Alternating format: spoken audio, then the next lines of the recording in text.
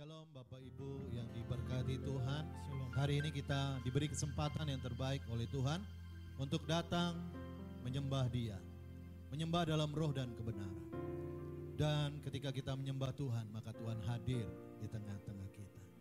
2-3 orang berkumpul di dalam nama Dia. Dia ada bukan untuk melihat, tapi untuk mengerjakan bagian yang terbaik bagi umatnya. Mari kita hampiri Dia dengan hati yang rendah, dengan jiwa yang memuliakan namanya, dengan hati yang terangkat, mulut yang memuji Dia sebagai persembahan yang berbau harum di hadapan Tuhan. Maka segenap apa yang kita lakukan diberkati oleh Tuhan. Terima kasih Bapa. Inilah hidup kami, inilah rindu kami, inilah kehausan kami akan Tuhan. Ingin selalu dekat bersama dengan Tuhan. Itulah pilihan yang terbaik bagi kami orang-orang yang percaya. Dalam nama Yesus Tuhan, hanya dekat Allahku. Haleluya. Hanya dekat Allahku, rasa tenang hatiku, Kau sertai jalanku sepanjang hidupku.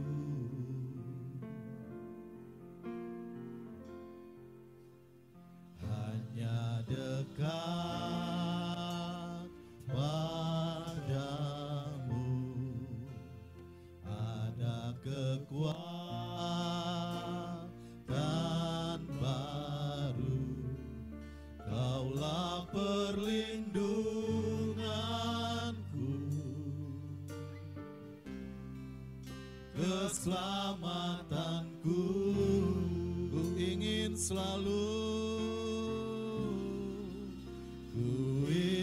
selalu bersekutu denganmu, menikmati hadiratmu. Biarkan rohmu tinggal dalam hidupku. Sungguh indah bersamamu selamanya. Mari sama-sama kita angkat pujian bagi Dia. Hanya dekat Allahku, rasa tenang hatiku, Kau sertai jalanku sepanjang hidupku, hanya dekat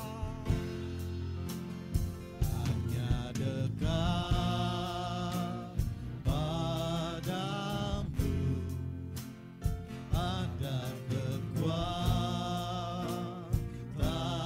baru. Kaulah perlindunganku, keselamatanku. Ku ingin selalu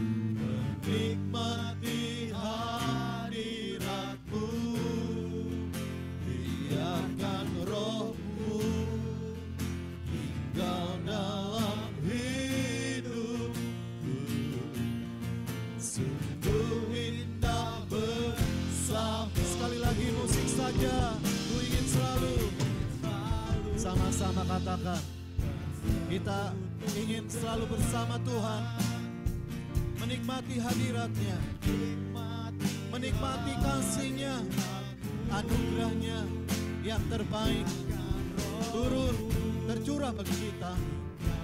Tidak ada pilihan yang lain yang terbaik selain kita bersekutu dengan Dia. Sama-sama ku ingin selalu bersekutu denganmu, menikmati hadirat. Biarkan Roh-Mu campur tangan, hadir tinggal. Sungguh indah bersamamu, sungguh indah, sungguh indah bersama. Sekali lagi katakan, sungguh indah bersamamu selamanya, selamanya. Haleluya, selamanya. Yesus Rajaku, selamanya. Kami merendahkan hati kami dan sujud menyembah Bapa yang baik selamanya. Kami puji nama-Mu, kami agungkan kerajaan-Mu. Datanglah Tuhan Maha Besar, Allah Maha Sempurna. Kasih-Mu mengalir Tuhan, menerangi setiap hati yang percaya. Kami tahu rancangan-Mu indah, kami tahu janji-Mu yang terbaik. Haleluya.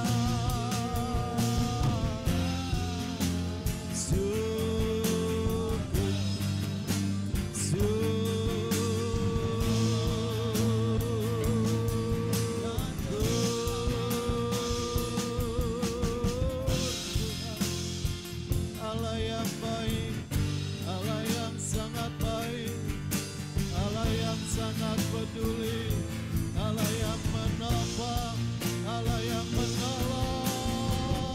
Haleluya. Syukur,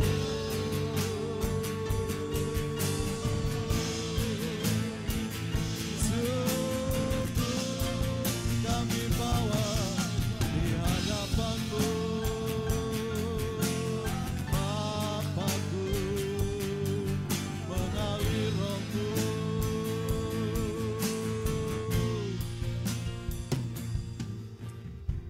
Syukur, bukan kuat gagah kami, tapi karena Roh-Mu ada bersama kami, Bapakku. Syukur. Haleluya. Amin. Bukan karena kekuatanku Tuhan,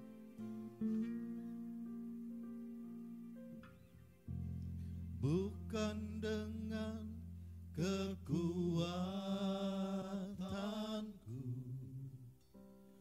ku dapat jalani hidupku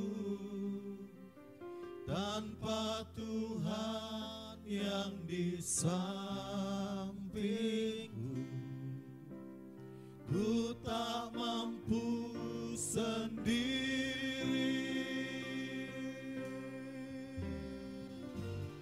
Engkaulah kuatku yang menopang, yang menopangku.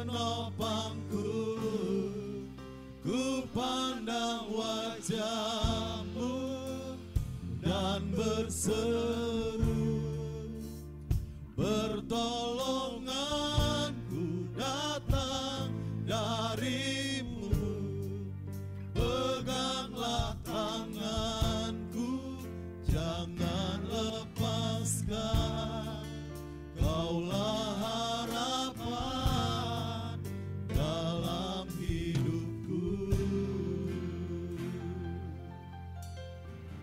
hampiri Dia.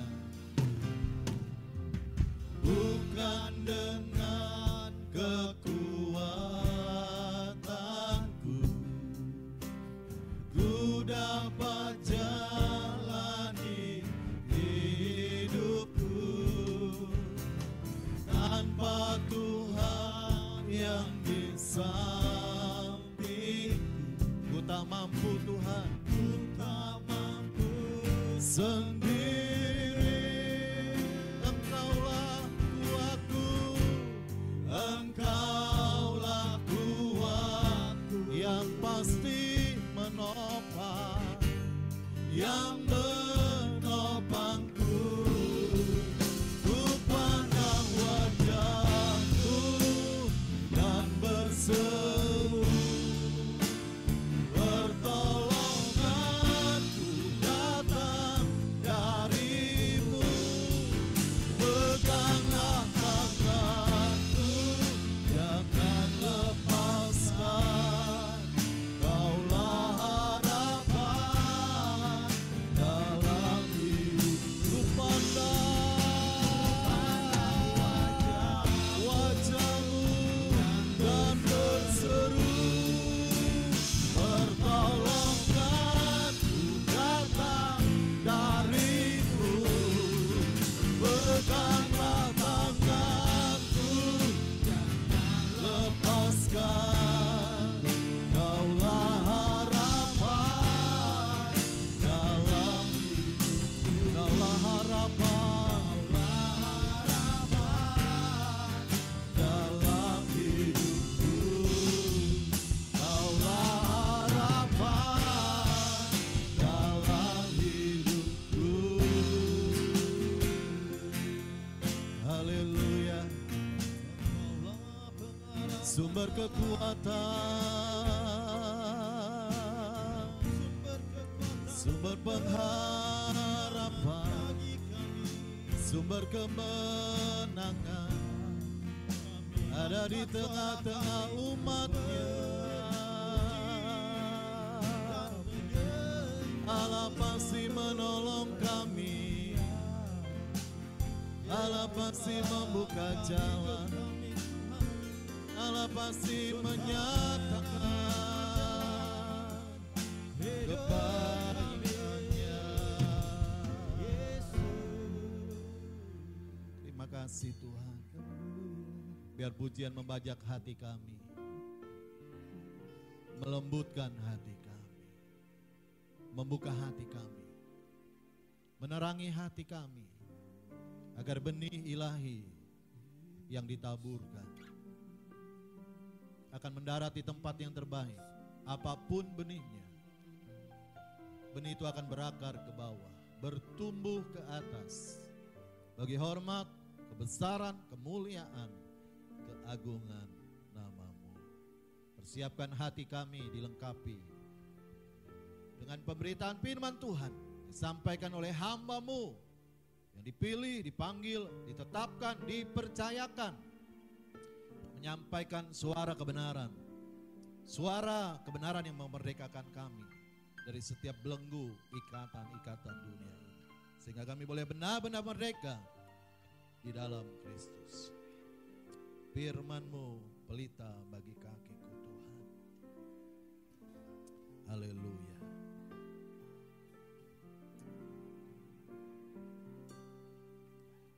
Firman-Mu pelita bagi kakiku, terang bagi jalanku. Firman-Mu, Firman-Mu pelita bagi kakiku, terang bagi jalanku. Waktu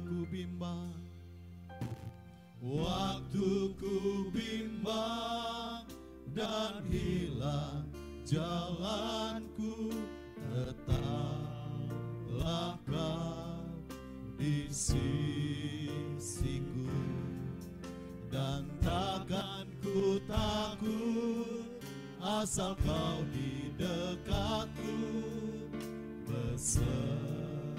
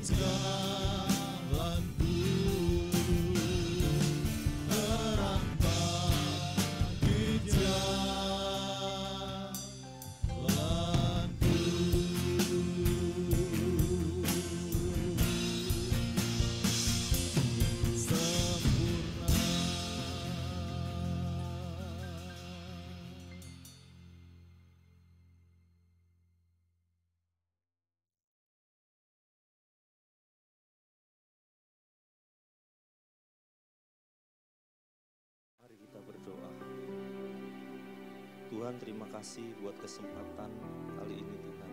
Kembali kami mau belajar kebenaran firman-Mu. Biar di masa-masa akhir zaman ini Tuhan, kami boleh mempersiapkan diri kami. Sebab kami percaya Engkau pasti datang kembali untuk menjemput kami. Tapi ada bagian kami yang harus kami kerjakan. Mari Tuhan urapi hamba-Mu, urapi umat-Mu. Setiap kami yang mendengar pemberitaan firman ini, bahkan yang belum percaya menjadi percaya, sudah percaya dengan yakin Tuhan, semakin kami beriman. Terima kasih Tuhan, terima kasih. Bicara dengan kuat Tuhan, biar Roh Kudus yang memberikan pengertian buat setiap kami. Dalam nama Tuhan Yesus Kristus, haleluya, amin. Salam, salam sejahtera dalam kasih Tuhan kita Yesus Kristus.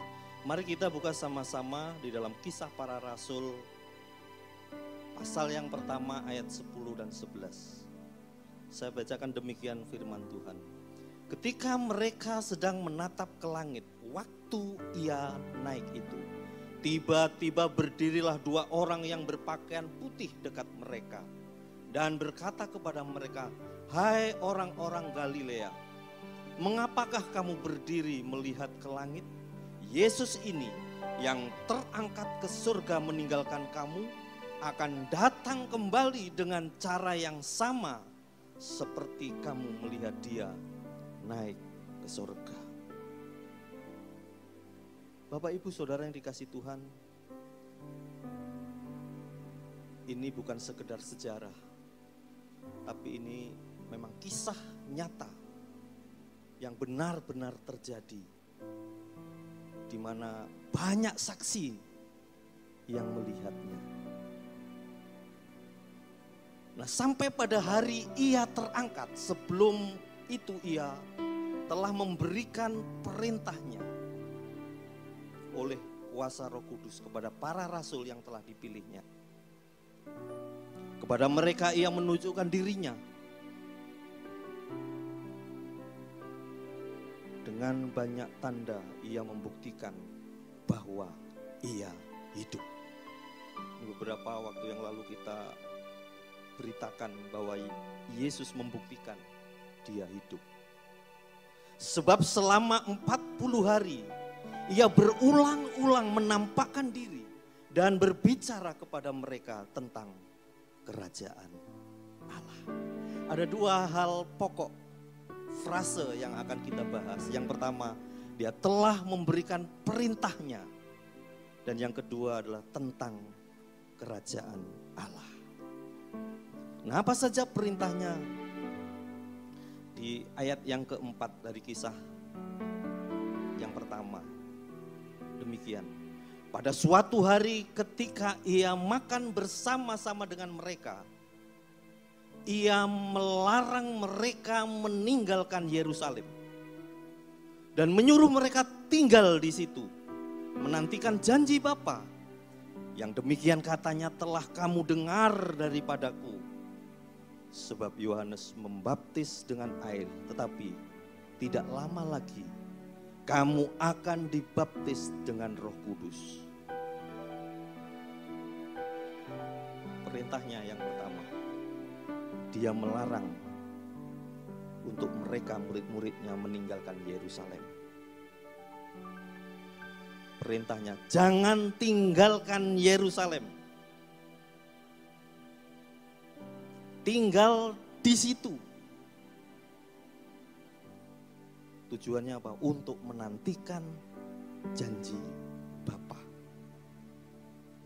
Yang kedua di ayat yang 8 perintah. Tetapi kamu akan menerima kuasa kalau Roh Kudus turun ke atas kamu, dan kamu akan menjadi saksiku di Yerusalem dan di seluruh Yudea dan Samaria dan sampai ke ujung bumi.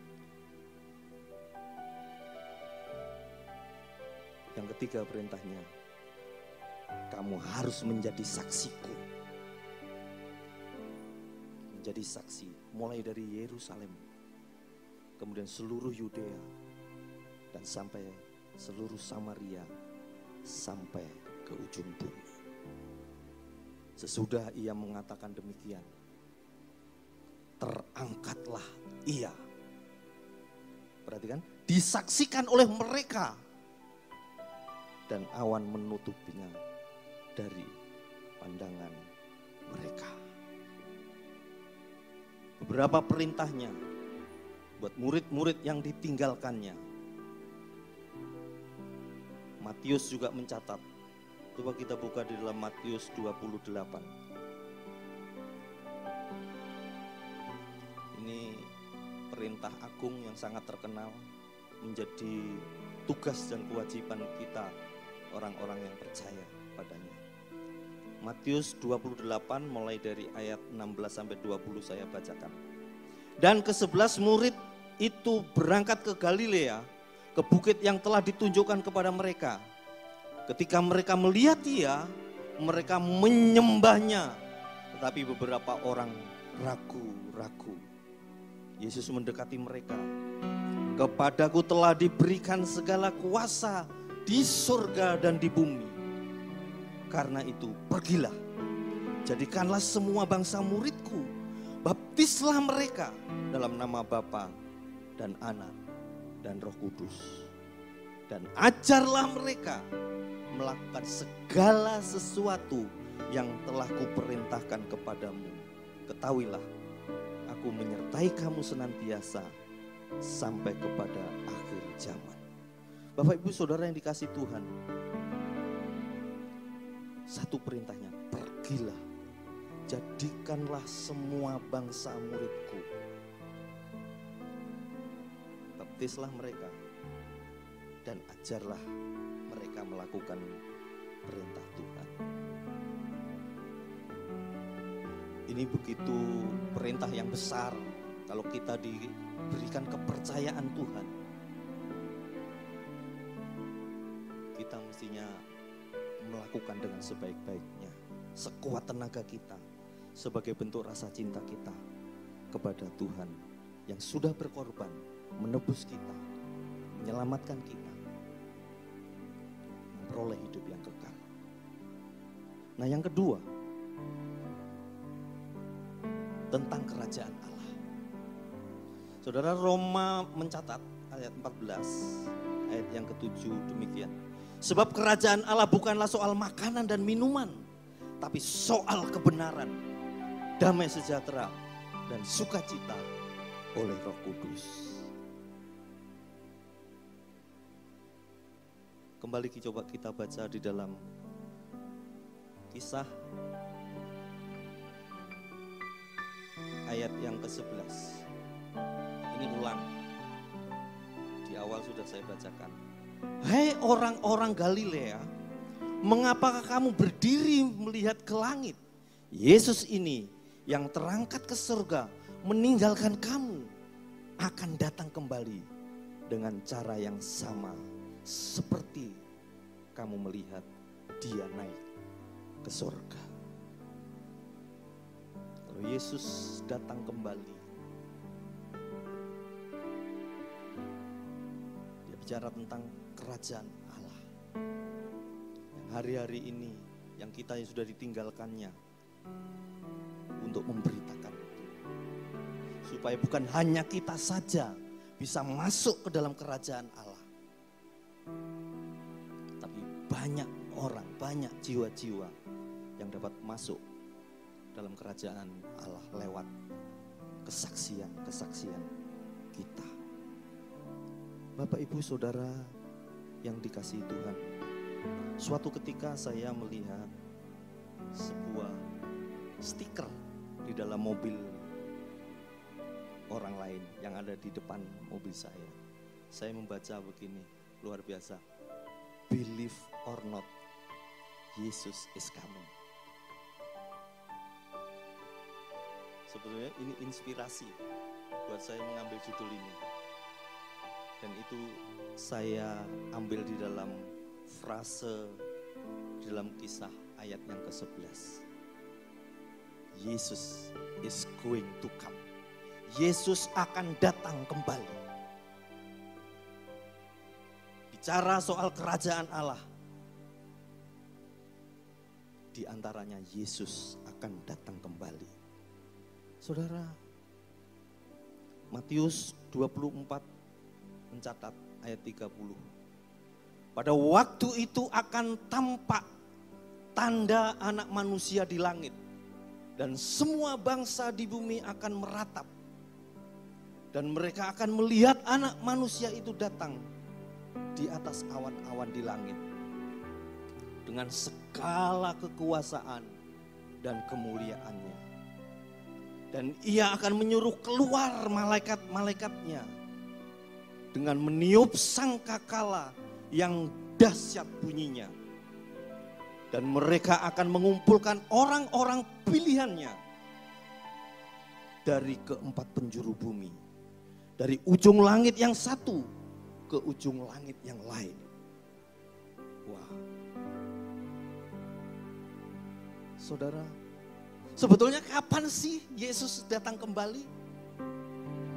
Dari dulu ini disampaikan, diberitakan. Tapi Yesus gak datang-datang. Alkitab sudah tegas menjawab, mencatat di ayat yang ke-36.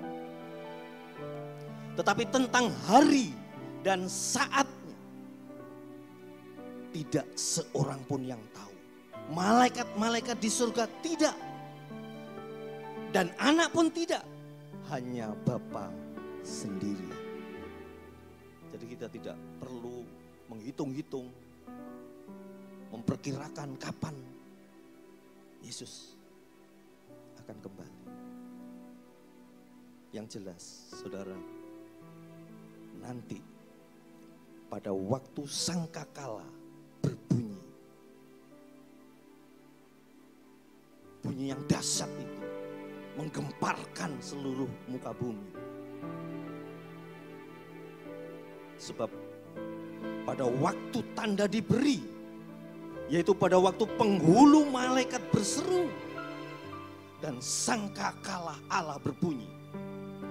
Perhatikan, maka Tuhan sendiri akan turun dari surga dan mereka yang mati di dalam Kristus akan lebih dahulu bangkit. Kubur-kubur terbuka.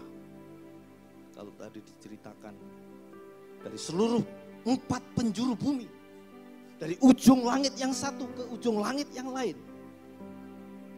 Tuhan kumpulkan orang-orang pilihannya.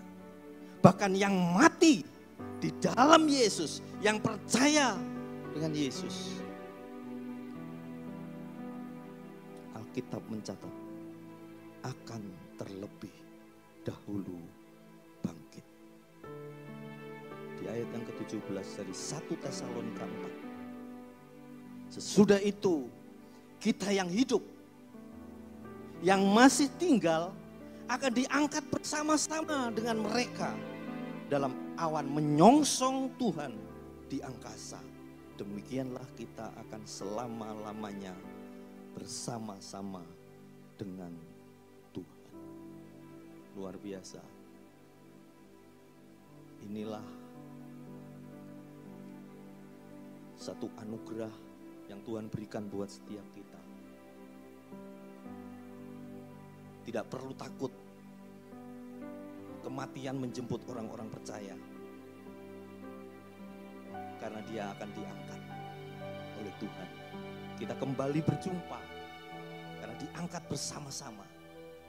Kita yang masih hidup, Tuhan ubahkan kita sama-sama naik di atas awan-awan. Saudara, bagaimana yang tidak percaya? Mereka masih ada di dalam kubur. Yang masih hidup, dia masih tinggal di dalam muka bumi ini. Karena itu, Wahyu 20 mencatat ayat yang ke-6, berbahagialah dan kuduslah ia yang mendapat bagian dalam kebangkitan pertama itu.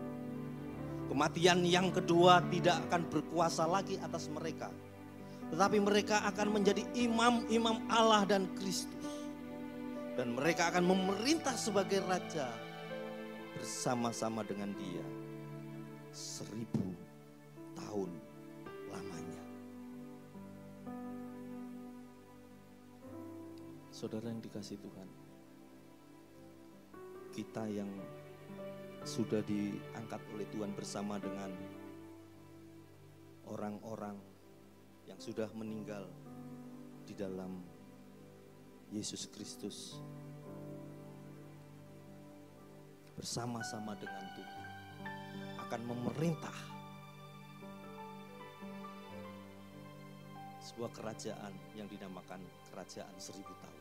Sebab apa? Waktunya 1000 tahun. Nah, gimana nasib orang-orang yang nggak percaya? Baik yang mati maupun yang masih hidup. Alkitab juga jelas, saudara, di ayat sebelumnya, Wahyu 20 ayat yang ke-5. Perhatikan, tetapi orang-orang mati yang lain, ini yang belum percaya, sebab yang tadi itu sudah diangkat. Saya ulang, tapi orang-orang mati yang lain tidak bangkit sebelum berakhir masa yang 1000 tahun itu. Jadi simpelnya gini, waktu sangkakala berbunyi, Yesus turun dari surga, Dia masih di awan-awan. Masih di awan-awan, belum di bumi. Orang yang mati di dalam Yesus, yang percaya Yesus, akan bangkit. Semuanya bangkit. Tetapi yang tidak percaya Yesus, dia masih tinggal di dalam kubur. Kemudian yang masih hidup, yang percaya kepada Yesus, yang sedang melakukan perintah-perintah Yesus didapati, dia akan diangkat. Mereka, kita semua akan diangkat di awan-awan. Di sana memerintah, di sana ada perjamuan, di sana ada pengadilan. Untuk mengadili apa? Kita bukan diadili karena kesalahan kita, tapi katakanlah pembagian mahkota, pembagian apa yang sudah dibuat di muka bumi ini. Tuhan menghargai itu, diberikan satu-satu pada setiap kita. Tapi buat orang yang tidak percaya, Alkitab mencatat, nanti setelah 1000 tahun kita memerintah dalam kerajaan 1000 tahun itu. 1000 tahun selesai, maka orang-orang yang tidak percaya dibangkitkan, baru dibangkitkan. Bukan diadili, tapi dihakimi. Dihakimi. Kenapa? Karena Allah kita, Allah yang adil. Sehingga yang jahat harus menerima konsekuensi kejahatannya. Yang baik, Tuhan beri pahala. Saudara yang dikasihi Tuhan, apa yang harus dipersiapkan? Apa yang harus dipersiapkan? Yang pertama, saudara, karena kita tidak tahu kapan Yesus datang. Malaikat di surga tidak tahu, anak pun tidak tahu. Hanya Bapa yang tahu, itu hak prerogatif Allah. Maka yang bisa kita lakukan, berjaga-jaga. Kapanpun Yesus datang, kita sudah siap sedia. Dia diibaratkan dengan pencuri, di mana pencuri kalau mau mencuri tidak memberitahukan terlebih dahulu. Matius 24. Ini ya. Karena itu berjaga-jagalah, sebab kamu tidak tahu pada hari mana Tuhanmu datang. Tetapi ketahuilah Jika tuan rumah tahu pada waktu mana pada malam hari pencuri akan datang, sudah pasti ia berjaga-jaga. Dan ia tidak akan membiarkan rumahnya dibongkar. Sebab itu hendaklah kamu juga siap sedia. Karena Anak Manusia datang pada saat yang tidak kamu duga. Satu lagi, 2 Petrus 3 ayat 10 bagian A saja. Tetapi hari Tuhan akan tiba seperti pencuri.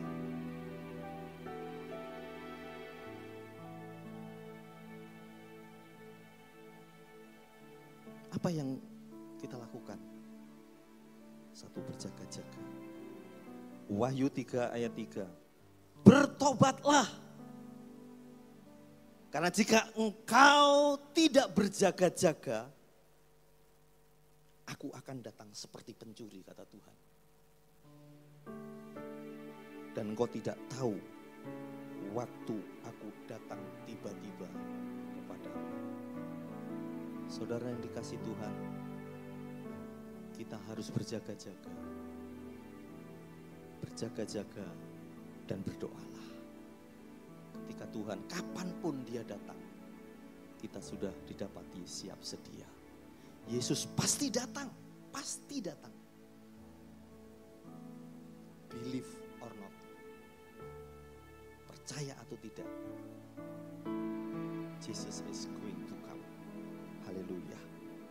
Yang kedua, saudara, siap sebagai mempelai. Matius 25 ayat 1 sampai 4. Demikian. Pada waktu itu hal kerajaan surga sama kerajaan Allah. Seumpama 10 gadis yang mengambil pelitanya dan pergi menyongsong mempelai laki-laki. 5 diantaranya bodoh dan 5 bijaksana. Gadis-gadis yang bodoh itu membawa pelitanya tetapi tidak membawa minyak. Sedangkan gadis-gadis yang bijaksana itu membawa pelitanya dan juga minyak dalam buli-buli mereka. Diperumpamakan gimana kita bisa siap sebagai mempelai. Baik pakaiannya, gak mungkin dia berpakaian asal-asalan. Pakaian yang terindah dia kenakan. Dia selalu membawa pelita di zaman dulu untuk menyongsong mempelai laki-laki. Karena mempelai laki-laki itu datangnya tidak bisa diprediksi. Karena ada banyak urusan antara keluarga wanita dan keluarga pria harus membicarakan. Masalah, kalau bahasa Jawa itu peningset. Jadi waktu tunangan ada sesuatu yang diberikan. Nah itu dihitung. Sampai terjadi kesepakatan. Aku memberi sekian antara dua pihak. Kalau belum ada kata sepakat, maka mempelai laki-laki ini belum bisa menjemput mempelai wanitanya. Dan itu tidak bisa diprediksi. Karena itu dijadikan perumpamaan. Mungkin lama banget sehingga mempelai tidak datang-datang. Tetapi gadis-gadis yang bijaksana, dia sudah ngitung. Dia bawa spare cadangan. Kalau pelitanya harus dipastikan menyala. Kalau padam gimana? Nah, di dalam budaya orang Yahudi, ketika mempelai datang mendapati mempelai wanitanya, pelitanya mati, itu dianggap ditolak. Jadi harus dipastikan nyala terus. Kok lama banget? Ya makanya harus punya minyak cadangan, saudara. Saya ilustrasikan. Seorang pilot sebelum dia terbang minimal 1 jam sebelumnya, 1 jam sebelum penerbangan, pilot ini sudah standby. Minimal ya 1 jam ya, 1 sampai 2 jam biasanya. Ngapain? Dia masuk dalam satu ruangan, mengadakan briefing kepada seluruh kru yang ada di dalam pesawat yang akan terbang tadi. Apa yang dibicarakan? Saudara, pilot menerima dari beberapa sumber tentang penerbangan yang harus dilaluinya. Dari maintenance, dia dapat laporan kondisi pesawatnya seperti ini.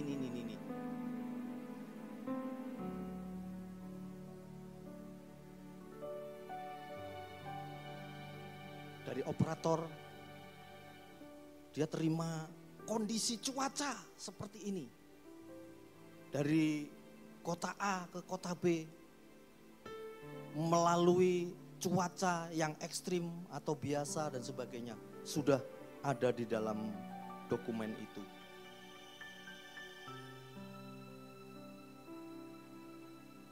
Kemudian dipelajari. Sewaktu-waktu, misal ada badai, dia harus bisa memutuskan mendarat ke mana yang terdekat. Dan itu sudah di-prepare. Berarti saya harus isi bahan bakar sekian. Jadi tidak bisa pas terbang kemudian ada peristiwa yang mendesak, mendadak, ternyata belum disiapkan. Wah, kita mau mendarat sini. Bukan. Tapi itu sudah dipersiapkan sebelum penerbangan, saudara. Kalau ada pembajakan misalnya, mereka sudah punya sandinya dan itu disepakati dalam briefing sebelum berangkat, 1 jam sebelum pemberangkatan. Jadi semuanya sudah dihitung, sudah di-prepare. Walaupun ternyata tidak setiap penerbangan menemui hambatan yang sama, tapi mereka tetap melakukan persiapan-persiapan yang detail seperti itu. Karena itu, saudara, ketika menghadapi sesuatu yang tidak diinginkan terjadi, maka pilot, sang pengambil keputusan untuk keselamatan, untuk kenyamanan, sudah dipersiapkan sebelumnya. Disiap sedia sebagai mempelai. Sebab aku mendengar seperti suara himpunan besar orang banyak seperti desau air bah. Saudara bisa bayangkan. Dan seperti deru gemuruh yang hebat. Semuanya berteriak, haleluya. Karena Tuhan Allah kita yang maha kuasa telah menjadi Raja. Mari kita bersuka dan bersorak-sorai dan memuliakan Dia. Karena hari perkawinan anak domba telah tiba. Dan pengantinnya telah siap sedia. Saudara yang dikasihi Tuhan, biarlah kita menjadi mempelai-mempelai yang siap sedia bertemu dengan Tuhan Yesus di awal. Yang ketiga, yang terakhir,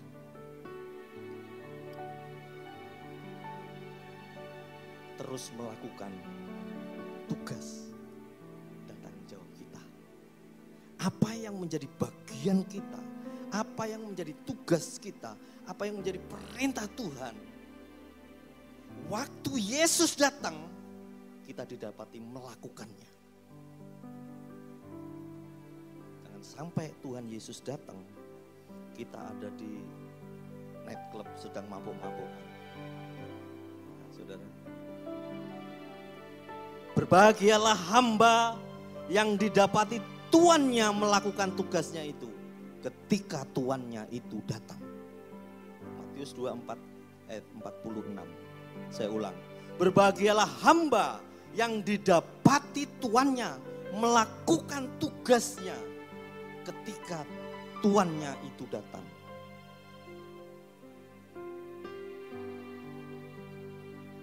Ini satu perumpamaan talenta.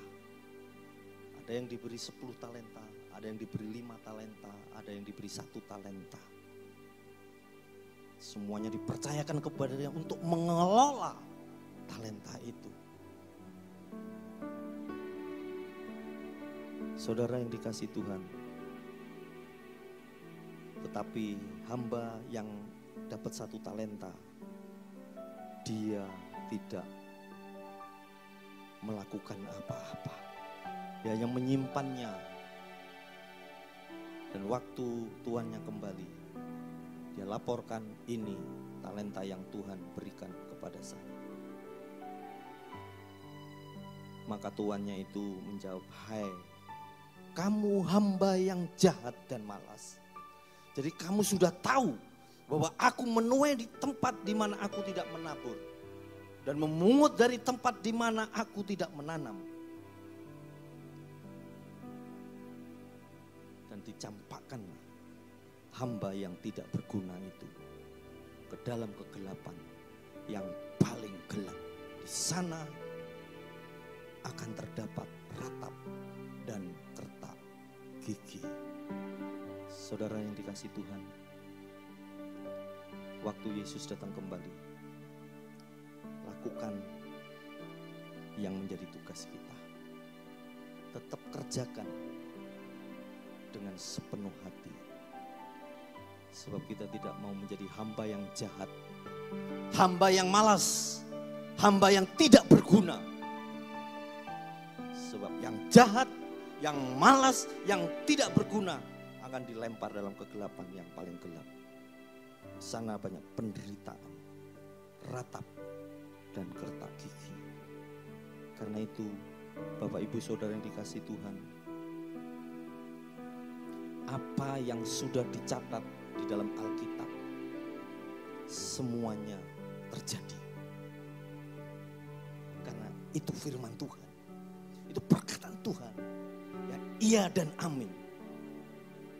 Nah, kalau Alkitab mencatat kelahiran Yesus sudah digenapi, sudah terjadi, Yesus sudah lahir.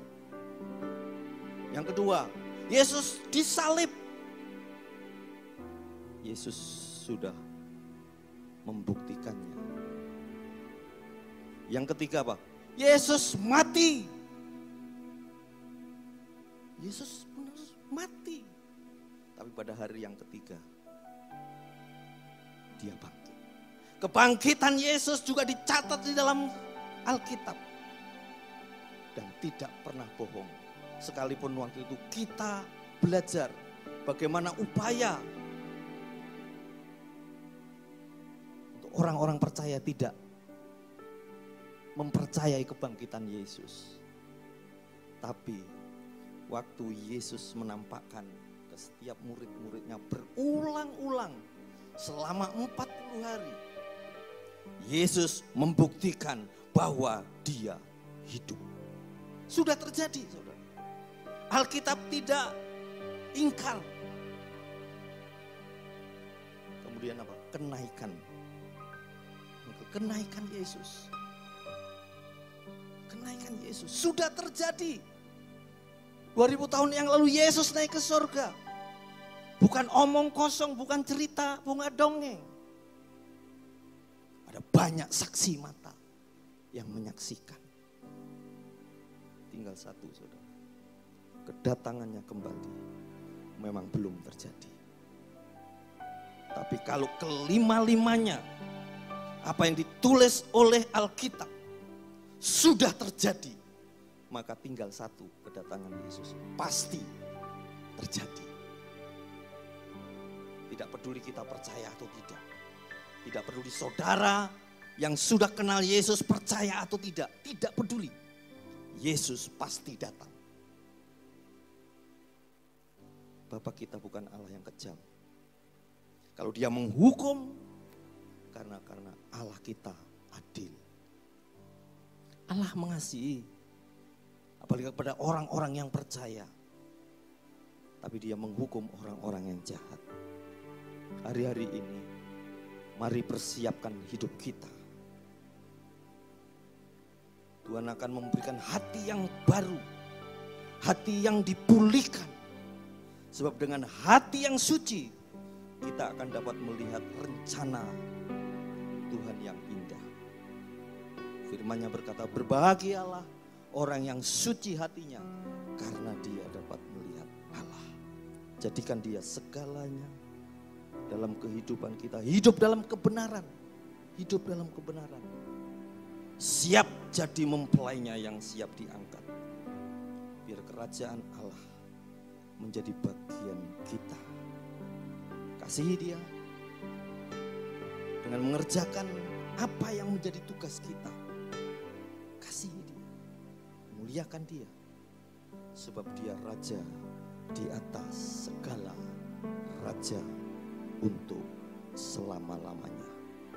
Yesus pasti datang kembali. Amin. Mari kita naikkan pujian.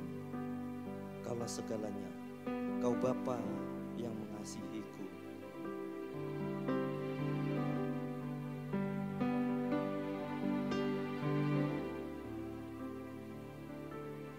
Kau Bapa yang mengasihiku,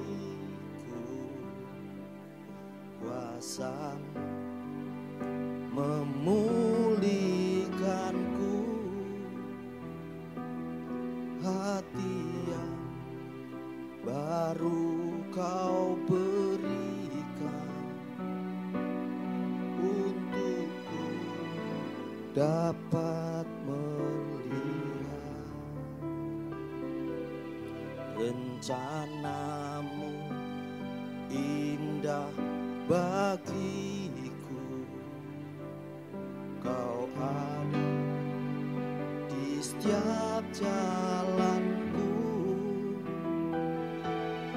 hatiku haus dan lapar akan Engkau. Oh, Kaulah segalanya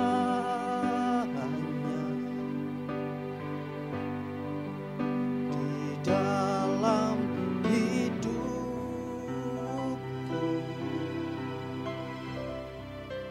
Kerajaan-Mu, kebenaran-Mu, itu bagianku.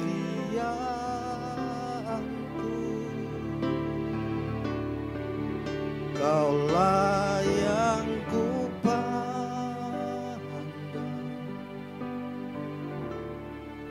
selama hidupku,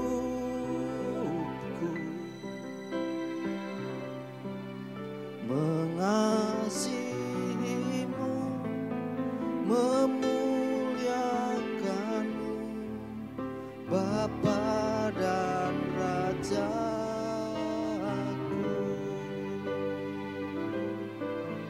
Kaulah segalanya.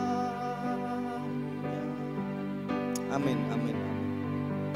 Di dalam hidupku, kerajaan-Mu bagianku, kerajaan-Mu, kebenaran itu bagianku. Oh, Kaulah yang kupandang selama hidupku, mengasihi